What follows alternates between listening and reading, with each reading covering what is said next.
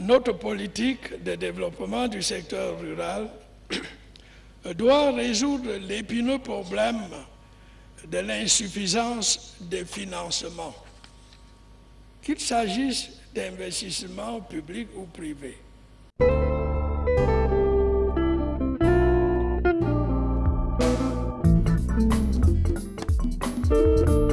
J'ai eu la chance de prendre le crédit productif en phase finale de mon activité, ce qui m'a permis de rembourser aisément.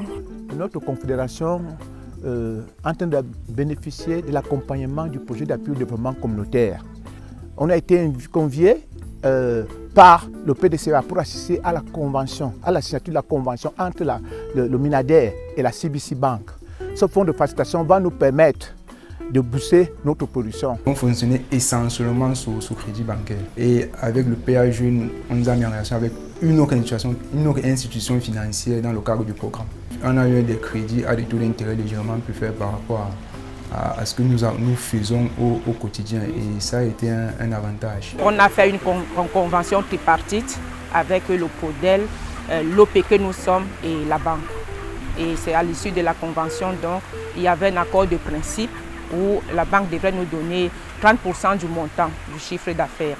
Quand le jeune a donc réalisé avec succès les 50% de son kit de démarrage, alors il peut solliciter ce qu'on appelle le crédit productif qui constitue 50% de son business plan, et c'est la microfinance qui s'engage donc à accompagner le jeune pour réaliser la totalité de son business plan à travers un taux bonifié d'intérêt.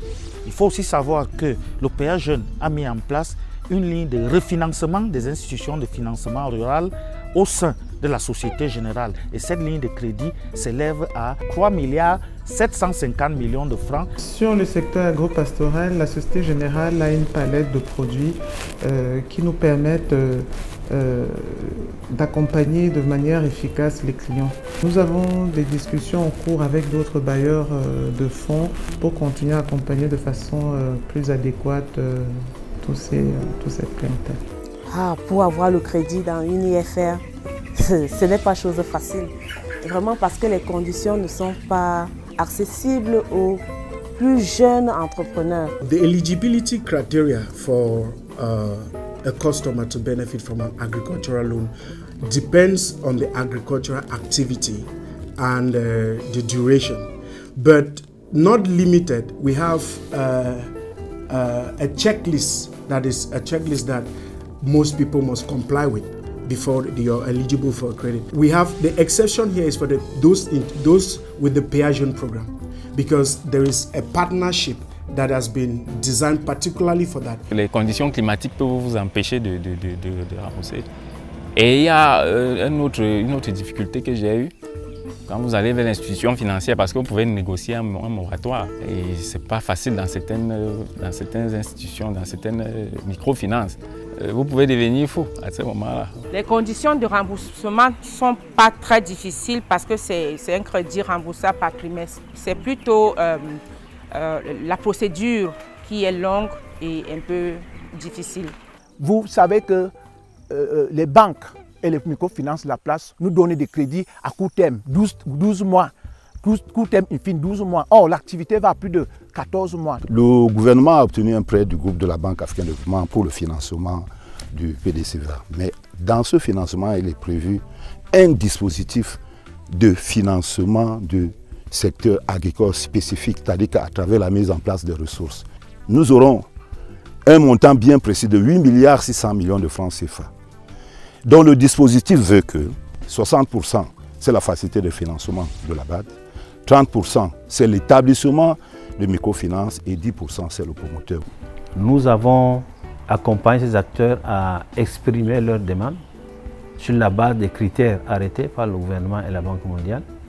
Et à la suite de ça, nous avons des comités paritaires qui examinent la demande, la pertinence surtout, en lien avec les différentes filières qui sont financées. Et lorsque la pertinence est déclarée et reconnue, nous confions la requête à un des 120 cabinets et consultants qui accompagnent donc le bénéficiaire à traduire son idée de projet. Ce que nous souhaitons, c'est d'accompagner des systèmes adaptés, c'est-à-dire des systèmes autogérés portés par les petits paysans qui peuvent être soutenus pour que culturellement, qu'ils soient ancrés dans le monde rural et qu'ils bénéficient de l'accompagnement à la fois de l'État, des banques et même des institutions de microfinance. Si je demanderais quelque chose à la banque, je leur demanderais tout simplement de faire confiance au domaine agro-pastoral. C'est vraiment un milieu qui paye. Pour nous, le FIDA, la finance rurale, c'est notre niche. À date, nous avons plus de 3000 jeunes accompagnés par le PA Jeunes qui ont bénéficié des crédits auprès des établissements de microfinance, partenaires à des coûts un peu réduits de taux d'intérêt. Et cela a relevé le taux économique des activités de ces jeunes à plus de 56%. L'assurance agricole, sincèrement, c'est presque quasi inexistant. Or, il y a des institutions qui ne font que ça. Et nous voulons essayer de travailler en partenariat avec ces institutions pour que le monde rural ait un paquet vraiment complet. Il est établi que le financement de l'agriculture devrait bénéficier d'un régime spécial. C'est dans ce sens que le chef de l'État, lors du comice agro-pastoral de Bolova, avait instruit la création d'une banque agricole. Le gouvernement a mis en place une ligne de garantie qui est une sorte de réassurance de ces banques-là de 200 milliards qui permet de couvrir les risques qu'ils encourent en supportant des activités.